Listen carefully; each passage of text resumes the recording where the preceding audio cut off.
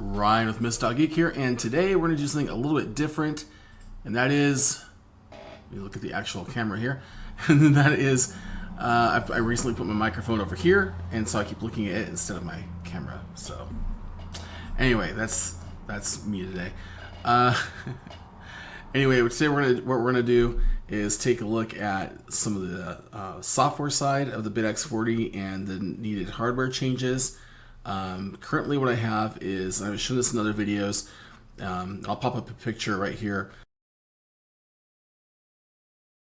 What I've got is the SI5351 breakout board from QRP Labs, tied into an Arduino Nano, with the I2C also connected to the display, and then I've got the rotary encoder and a couple of buttons, and one switch, one button, right? Yeah, and that's it. And then I've also got a 7805 on there for a power supply. I'm also making 12 volts, 5 volts and ground available for powering the radio, and basically I'm using it as a mixture of a power supply for the radio and also the VFO, BFO. So it works, but it does not work for this software. So this software that I have here, this is from GM4CID. Thank you. He's been extremely helpful, helping me out. I'm not a programmer. I want to learn, but for me, this project to actually get done, I needed help. He offered to help, and I'm indebted. I almost said Bill, but that was Bob, GM4. It's on this page somewhere in here. I just went blank. There it is, GM4CID. So thank you, Bob. You've been extremely helpful. We've talked about changes. He's done some extra stuff for me. Anyways, let's just dive into it. We're not going to go deep into this sketch because I'm not ready to do that. But I wanted to show what inputs and outputs there are and what I've done to address those, because the little board that I have is just not enough. So first off, we have TX input, which is low when the transmitter is active. I'm not going to change that to high, I think, later, because I didn't design it for that. But so when the transmitter is active, it'll be low, but it's actually going to be high. So that's an easy change. A shift switch, and what this is BFO switch. This is going to allow changing the on receive, changing the IF adjustment. So to take the IF a little higher or lower to get a better audio quality. In some cases, I learned about such a feature on my Kenwood TS140S, I think it is. And because my hearing isn't that great, I often, even on just regular like AM/FM radio, I find myself turning the treble way up and the bass down because my hearing is kind of different. I hear bass too well, and I don't hear treble well enough. So I'm always changing that. So for me, this is going to be a cool feature for any sideband audio stuff. The band switch is, of course, changing the bands. So press the button and toggle between up to 4 bands. And that's done using the QRP Labs band switch boards using their filters. And that's a really great board. There's documentation how to use it for a low-pass filter board or for a band-pass filter board. So I've got one for each. And those require that the relay be grounded. So I've got, well, you'll see here. So there's a switch for that, or a button, a change mode switch, another button for changing the mode. That's going to be from upper or lower sideband. VFO to memory or vice versa. And so to put something in memory or get it out of memory, that will be the way to do that. Here's the encoder switch. And then if the output is going to be 40 meters, then pin 9 is going to be actually high, not low. But that's an easy change. Pin 10 for 20 meter, pin 11 for 15, and pin 12 for 10 meter. You may be wondering why, since the QRP Labs board has the ability to do 5 filters, why I didn't go for 5. Well, simplicity is number one. I have a 40, 20, 15, 10 antenna that I don't have to do any tuning with. if I were to add 17 or, which is a great band, if I were to add 17 or 30 meters or 80 meters, I would need a different antenna for that. And so I'm trying to have a setup that works with one antenna, something simple, so that the antenna and the radio go together, so I don't have to worry about one antenna. I can take this antenna with me somewhere and toss it up into a tree or whatever, which there's a million of around here. And not have to worry about tuning it or whatever. It'll just work. And of course, we've got the BFO variables for upper and lower sideband, and the rest. So I've got to have all these inputs and outputs. Now about the outputs for the band selections, those outputs have to go through a driver, because while the Arduino can drive one of those relays without a problem, it can't drive two of them. So I'm going to be using just designed a simple driver for that, just to be able to handle the current and switch the. It's got to switch the ground, not the hot side, but the ground. So it basically completes the circuit to ground in order to activate a relay. So we've got that. I also wanted something where I can have a switch on the board itself, so that while I'm doing development, I don't have to sit there and mess with switches flopping around. So I wanted that, and I did want this all on one board, but I wanted the board big enough to be able to handle all the stuff we're doing with it, all the connections. Also allow for future expansion, and also do the power and basically everything the board's doing now, just more of it. And so I went over to easyeda.com and I drew out the circuit, and this is many revisions later. Oh, and that's the other thing we have to have to sense the transmitter status. So when we hit PTT, the Arduino needs to know about it. So that's another thing. So I'm going to just kind of zoom in here, and the first thing we've got, let me zoom up. So the first thing we have is an Arduino Nano and a QRP Labs SI5351 module here. And I had to actually make this in EasyEDA. There wasn't one. And so this was a bit of a project I had to kind of learn and figure out as I went. It's not perfect. Like, the nodes they're not the end. They're on the wrong side. I don't know how to fix that, but it works just the same.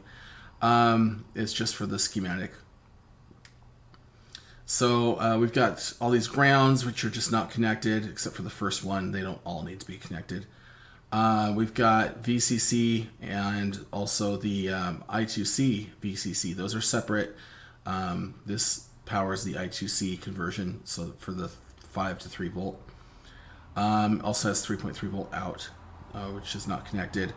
And then the clocks are connected and go to these outputs here. Let's see here. We've got the 5 volts coming in, or 12 volts coming in here, 5 volts going out. We have a header for 12 volts, a header for 5 volts, a header for ground rather, and a header for 5 volts here, and a couple of capacitors to stabilize it.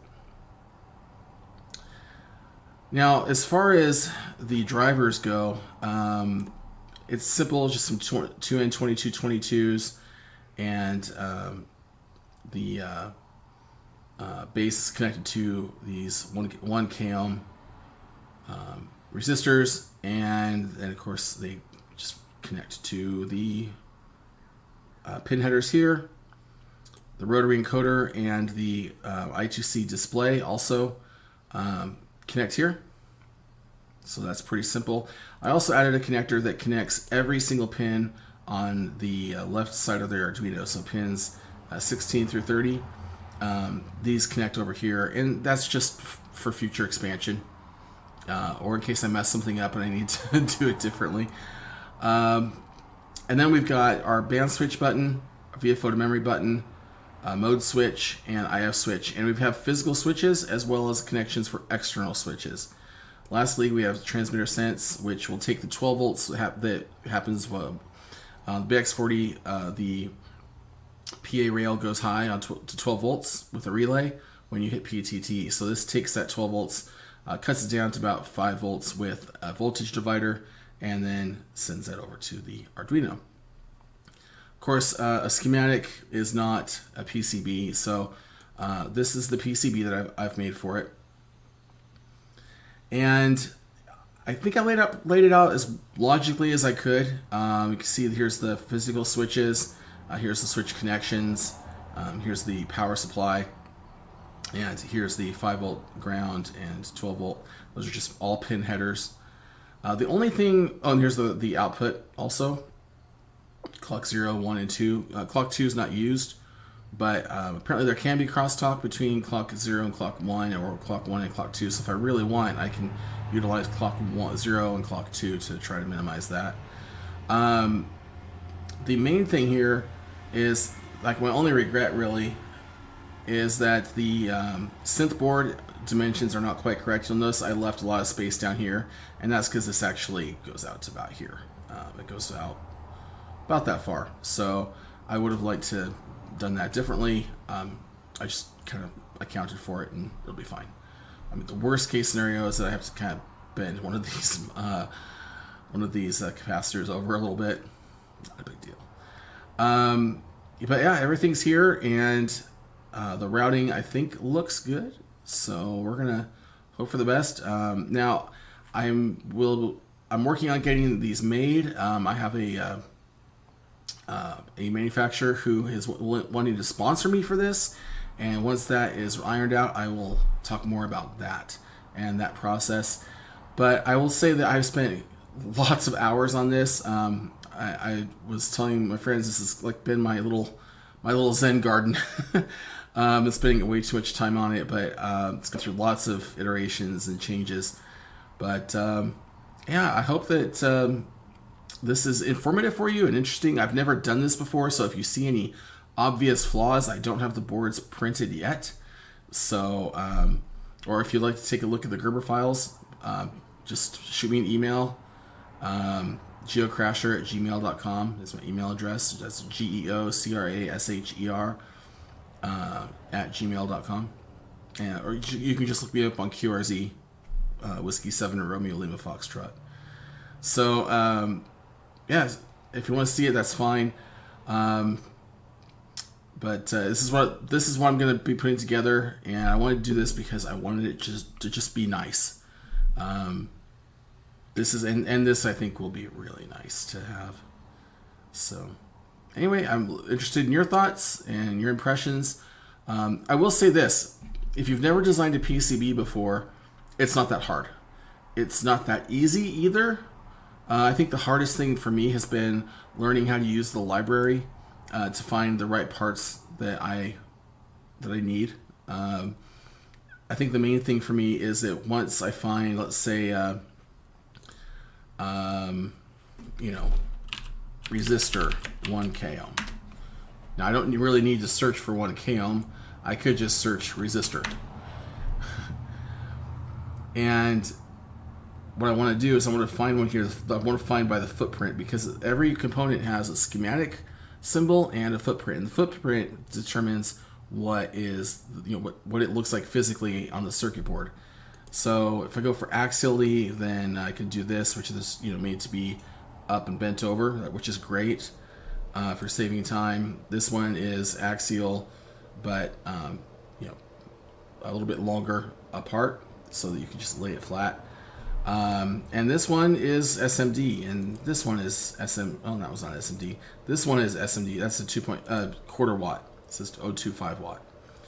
So 0402 or 0603, 0402, 1206. The symbol is basically the same for all of them, but the physical sizes are quite different.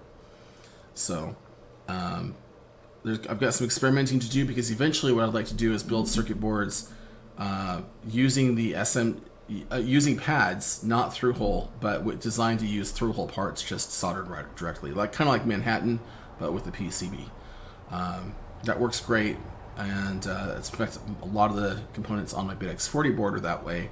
I replaced a lot of service mount components with through hole components, which is pretty easy to do, and they're a lot easier to work with. So anyway, thanks for watching. I know this is a little bit longer, so I apologize for that. And if you have any feedback, let me know. Otherwise, hit subscribe. If you got this far, may as well. So thanks for watching, and we'll see you next time. 73.